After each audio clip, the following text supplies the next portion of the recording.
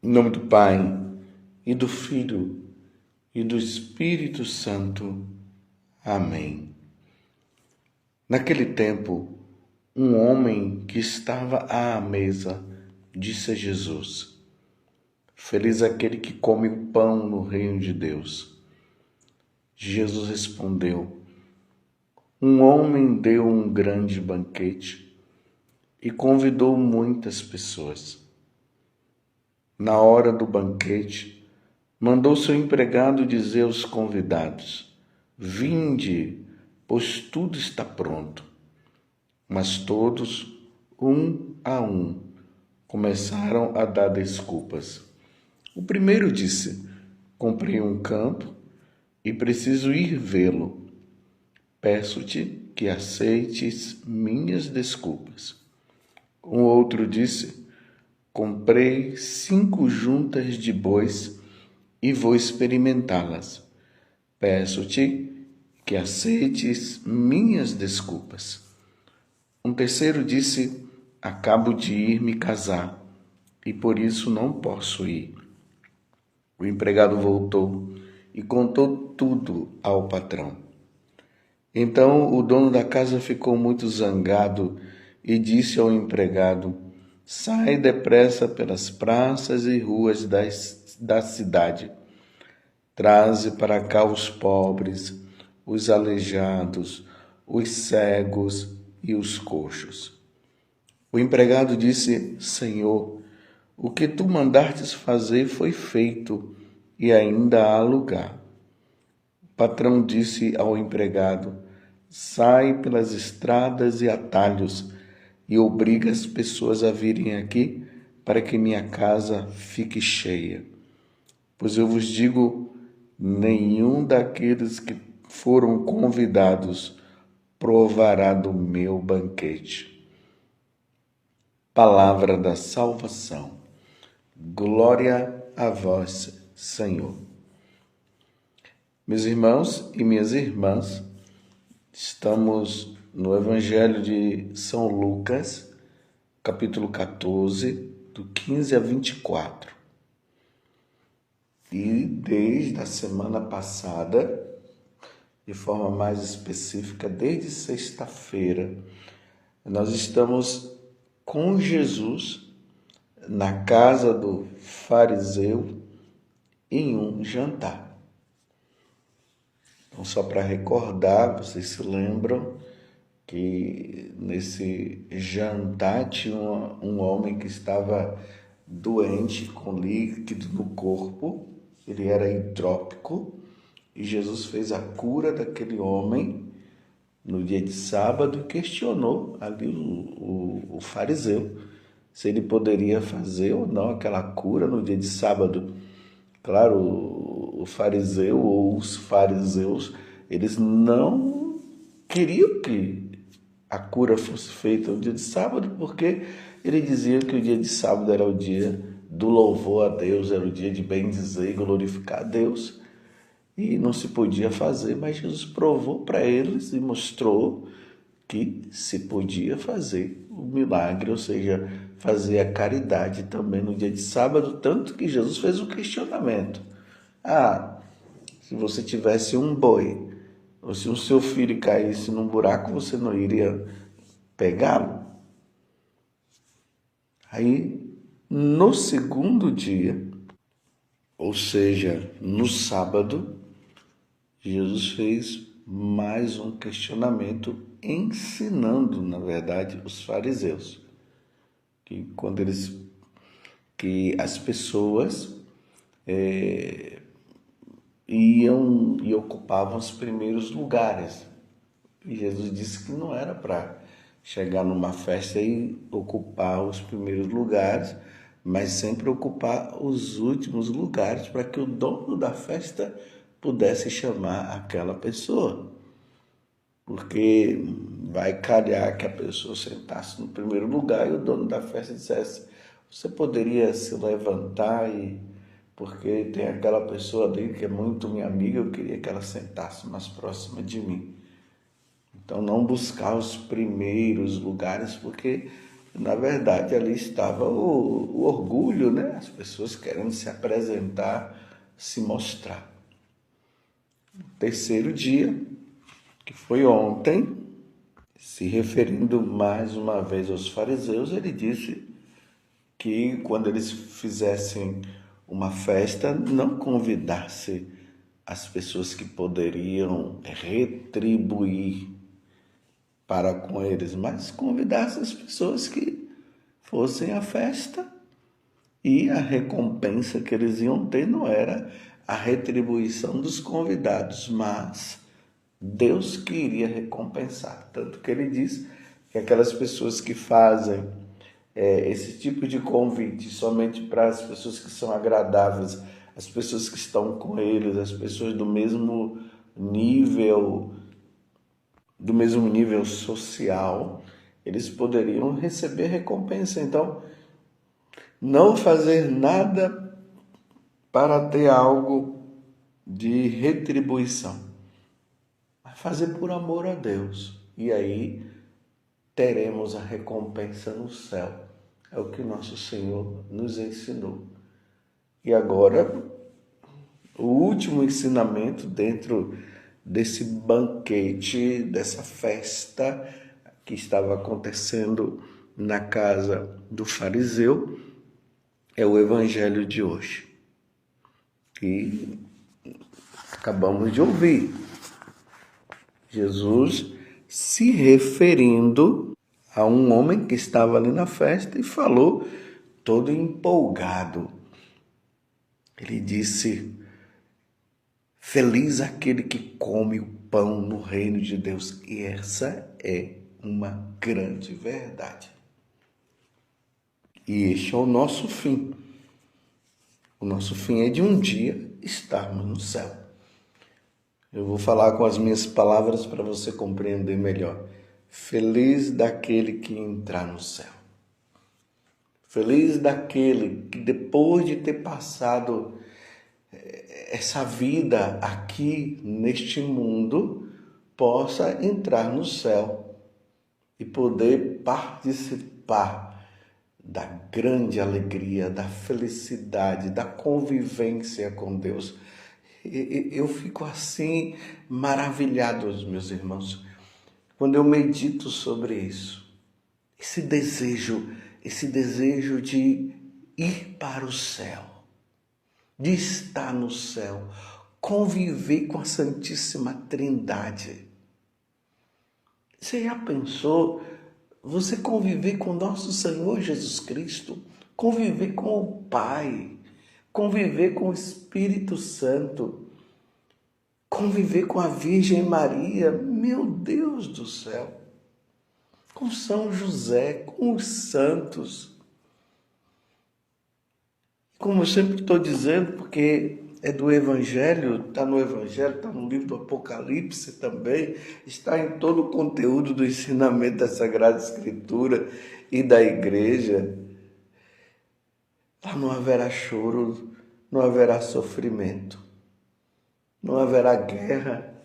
Estamos aí nesse tempo de tantas guerras, guerras na Ucrânia, guerra na Rússia, guerra em Israel, guerra na Palestina e outros países se levantando e ameaçando, tempos difíceis, e dizer, meus irmãos, que lá no céu não haverá essas coisas. Então, feliz realmente aquele que estiver no céu, que for para o céu. E aí Jesus conta essa parábola. E o que está no fundo desta parábola, meus irmãos, é o seguinte: todos nós somos convidados para ir ao céu, para o céu. Nós somos do céu. O meu lugar é o céu, o nosso lugar é o céu. É que eu relembro de novo aquele livro que eu escrevi já há muito tempo atrás, que fala sobre isso, essa luta que nós devemos ter para ir ao céu. O meu lugar é o céu. Eu intitulei o nome do livro assim: O meu lugar é o céu. Para dizer assim, Padre José Augusto, o seu lugar não é aqui. Nós estamos aqui de passagem. E é isso que você deve dizer também para você mesmo. É isso, você que é pai, você que é mãe, deve dizer também para os seus filhos: meus filhos, o nosso lugar não é aqui. Nós estamos lutando para ganhar o céu, para estar no céu. Esse final de semana eu tive a experiência de estar com uma criança que a mãe dizia que, e o pai estava ali, que todos os dias eles ouvem a homilia, ali no café da manhã. Essa criança aí de 3 anos, o sonho dela era vir aqui na Canção Nova porque queria me ver. E assim, na maior alegria, aquela criança, eu observei que eles estavam assim porque os pais ensinaram as coisas do céu para aquela criança. E ela já vai crescendo com esse desejo pelas coisas do céu. Então os pais devem ensinar os filhos a desejarem o céu, porque todos nós somos convidados. Mas, infelizmente, aqui nesta parábola, Jesus está dizendo que muitos ficam inventando desculpas para não ir ao céu. Enquanto Deus está convidando, as pessoas não querem ir. E se não querem ir, não irão. Essa é a questão. Eu vou repetir. Deus está convidando para ir ao céu, para irmos para o céu. Mas quem não quer ir, Deus não vai forçar também não. E aí vem as desculpas. Eu não posso ir porque eu comprei 5 juntas de bois. Eu não posso ir porque acabo de me casar e por isso eu não posso ir. Eu não posso ir porque eu comprei um campo e preciso ir vê-lo. Está entendendo? Não quer ir para o céu, está inventando desculpas. E quantas desculpas são inventadas? Qual é a desculpa que você está inventando para não colocar Deus em primeiro lugar? Porque quando as pessoas usam desculpas, elas estão colocando o quê? Essa situação de desculpa, no caso aqui comprei 5 juntas de boi, em primeiro lugar. E Deus, que tem que estar em primeiro lugar, é Deus. Amar a Deus sobre todas as coisas, todas as coisas. Qual é a desculpa que você tem inventado para não ir à missa? Qual é a desculpa que você tem inventado para não se confessar? Para viver os sacramentos que são necessários para a nossa santificação? Quais são as desculpas que você tem inventado para não viver os mandamentos? Quais são as desculpas? As classes sociais, as lutas sociais? Essa é a desculpa. A desculpa para você não atender o apelo de Deus que te chama à santidade. E a santidade é que vai nos ajudar a ir para o céu. É qual? São os estudos? É a vida desregrada, o sexo desregrado, melhor dizendo? Qual é a desculpa que você tem inventado? São os jogos, os vícios, as bebedeiras? Qual é a desculpa? Quando a pessoa diz, vamos à missa, e você diz, não vou para a missa não, a desculpa é a preguiça? A desculpa é porque você passou a noite na balada e agora você está de ressaca, né? Qual é a sua desculpa que você tem colocado para não rezar? É porque agora você aprendeu aí nas faculdades, nas escolas, que Deus não existe. Porque os filósofos tais disseram que Deus não existe. Aí você agora está dizendo isso. Você está inventando a desculpa para não ir à igreja, para não rezar mais, porque agora você descobriu que os padres são isso, que os bispos são aquilo, e você está está dizendo agora, eu não quero mais saber de Deus, porque eu estou decepcionado. Quer dizer que as decepções são as desculpas para você não ir à missa e não ser de Deus. Qual é a sua desculpa? A sua desculpa é a ideologia de gênero? E você está dizendo que ou Deus não existe, ou você não quer saber de Deus porque Deus não quer permitir que você seja, porque você é um homem e você quer ser uma mulher, e na Sagrada Escritura, e está mesmo na Sagrada Escritura, está dizendo que você não pode praticar e viver, você sendo um homem, vivendo como se fosse uma mulher, ou você é uma mulher vivendo como um homem. Então você está inventando a desculpa. Qual é a sua desculpa? Então vocês viram na parábola, Deus não discutiu. Não quer saber? Tá bom, chama outras pessoas. Outras pessoas que tenham disposição de querer ir. Vai ser triste, meu irmão e minha irmã, no dia que Deus te chamar e me chamar e nós não estivermos preparados por causa das desculpas. Eu tenho que admitir, eu não estou inventando desculpa, não. Eu tenho que ser muito verdadeiro. E eu pergunto para você, seja verdadeiro, você está inventando desculpa? Não fique pensando que na última hora tudo vai dar certo. Mas quando é que vai ser essa última hora, hein? E você sabe? Você é Deus para dizer assim que você vai saber a hora que você vai morrer, a hora que Deus vai te chamar?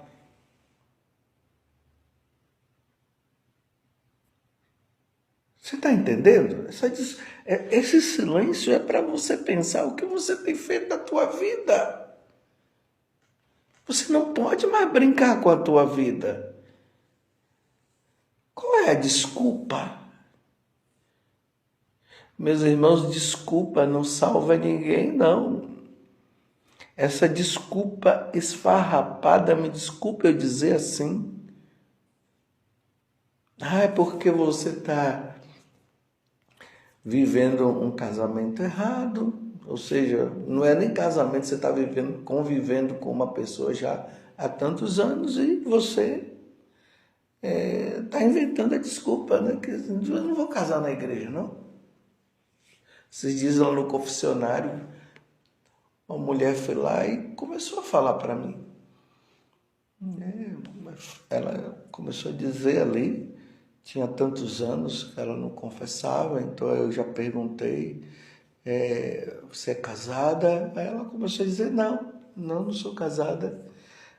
Aí eu disse, infelizmente, minha senhora, a senhora não pode receber o sacramento da confissão e não pode comungar, porque a senhora não é casada, porque a senhora está mantendo uma relação sexual com uma pessoa que, embora a senhora esteja morando com ela, embora a senhora tenha até casado no civil, porque o casamento civil não tem validade diante de Deus, não sei se você sabe disso. Porque tem muita gente que casou no civil, mas na igreja não quer casar. Diz, o meu marido tal. Eu disse, chama ele então aqui. Ela disse, ele é meio turrão e tal, mas vê se ele vem. E graças a Deus o homem foi. E nós tivemos uma boa conversa. E ele foi muito solícito, ele ouviu tudo. E eu disse para ele, expliquei que um homem só pode ter relação com uma mulher casado na igreja. Aí eu disse, porque assim Deus é que dá a aprovação, porque o sacramento do matrimônio tem essas duas vias, a via unitiva, o amor entre o homem e a mulher, e a procriativa.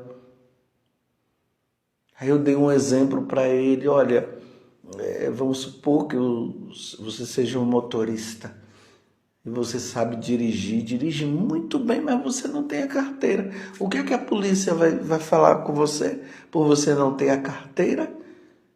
Você vai dizer para ele assim, mas eu sei dirigir, mas você não tem carteira. O que é que acontece? Ele vai ser preso. Aí a esposa diz assim, a companheira, porque não é esposa, né? Não é casada na igreja. Se não é casado na igreja, não é esposo, não. E nem esposa. Para ser casado tem que estar. Para ser esposa tem que ser casado na igreja. Aí ela disse, mas ele é motorista. Eu disse, então, você entendeu bem. Então, o que é que você está vivendo? Você está vivendo com uma mulher. Graças a Deus, eles não vieram de um outro relacionamento. Porque eu perguntei, o senhor veio de um outro casamento? Não. E a senhora? Não. E aí eles disseram. Aí eu disse, né? É só chegar na paróquia e conversar com o sacerdote lá e marcar o casamento. E não precisa aquelas festanças, aquelas coisas todas, véu e grinalda, aquela coisa toda. Aí ele disse, não precisa não. Uma coisa bem simples ali com seus familiares. Ele entendeu, porque o problema dele era que ele não queria fazer grandes festas. E esse casamento é chamado até casamento de reparação, porque eles estão reparando um erro. E qual é o erro? O erro de estarem casados ou convivendo sem receber o sacramento. Eles saíram dali muito felizes e vão procurar o sacerdote para casar. Tá vendo? Abriu o coração. E você está inventando a desculpa aí, não quer casar na igreja? Não, eu não vou casar na igreja por causa disso, porque afinal de contas tem muita gente que é casada e não é feliz. Então essa é a desculpa sua, para você não casar na igreja. Continue nesta vidinha. Eu falei para eles, continue nessa vidinha, porque o primeiro que morrer vai para o inferno, e é verdade. Porque eles estão tendo relação sexual antes do casamento. Não pecar contra a castidade é o 6º mandamento. E eles entenderam. Louvado seja nosso Senhor Jesus Cristo, para sempre seja louvado, e a sua mãe Maria Santíssima. Não invente desculpa.